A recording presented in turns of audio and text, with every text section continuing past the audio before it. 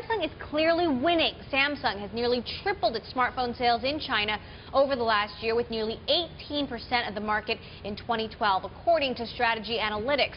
That puts Samsung in the lead, with Lenovo in second place and Apple a distant third. And Samsung's offense is about to get stronger. It is releasing its much-anticipated Samsung Galaxy 4 smartphone this week, and it will no doubt continue to be the main competitor to Apple's iPhones. Various models of the iPhone and the Galaxy smartphones make up the top 5 selling smartphones on the planet. So could the Galaxy S4 knock the iPhone 5 out of the top spot? For more on that, I want to bring in our editor-at-large, Corey Johnson, and ISI Group Senior Managing Director, Brian Marshall, here with us in the studio. Brian is ISI's hardware analyst and leads the firm's technology team. Thanks to both of you. Brian, first of all, how big a threat is the Samsung Galaxy S4 to the iPhone? Pretty big. You know, clearly, we were in Barcelona 2 weeks ago at Mobile World Congress. Every smartphone on the planet is going to migrate to 5 inches. So the iPhone 4 obviously is a 4-inch smartphone.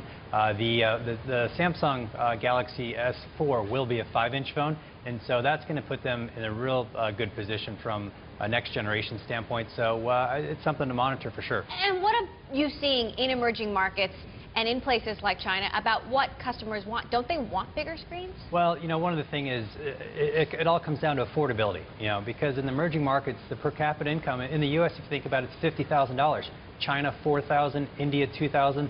So if you're a smartphone vendor, you need to segment your phones based upon affordability for the international market. So Samsung has done a very good job at having a lot of new models. In fact, 2 weeks ago at Mobile World Congress, they launched 4 new smartphones. And so they've done a very good job at segmenting, and I think Apple needs to kind of take a step in that direction. Corey, you've done a lot of work on Apple's inroads into China, and we've talked a bit about how they're losing steam there. Well, I think what's interesting here is where are the profits? Right, we know there's a lot of revenues to be had selling phones in India and China and in Africa and so on. But where are the profits, and are those profits that Apple really wants to chase after? You know, in Cupertino, Apple's history is well remembered when they went to try to compete with the IBM PC. Yes, IBM made PCs, and they tried to go single-digit margins, and they got crushed, and the company nearly went under. Apple's reformed itself as a high gross margin, high operating margin business like no other in the computing industry. And one wonders, I wonder, if Apple wants to bother selling cheap phones with single-digit margins, because it risks the margin of comfort that they think that they've developed as a company.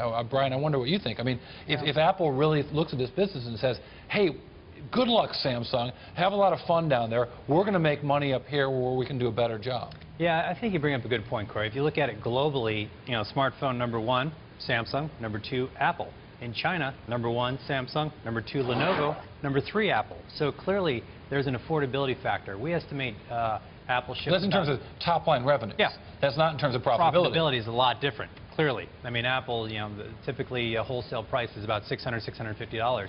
Samsung and many others are a lot less than that, $300, $400. But we've reported, and multiple people have reported, that Apple is working on a cheaper smartphone, that could be out sometime this year. Is that a mistake, or is that something they have to do? I think they need a low-end phone to attack these middle markets, but do it at corporate average or above margins, so 40% or above. So can they bring a $300 price phone to the market with a bill of materials around $150?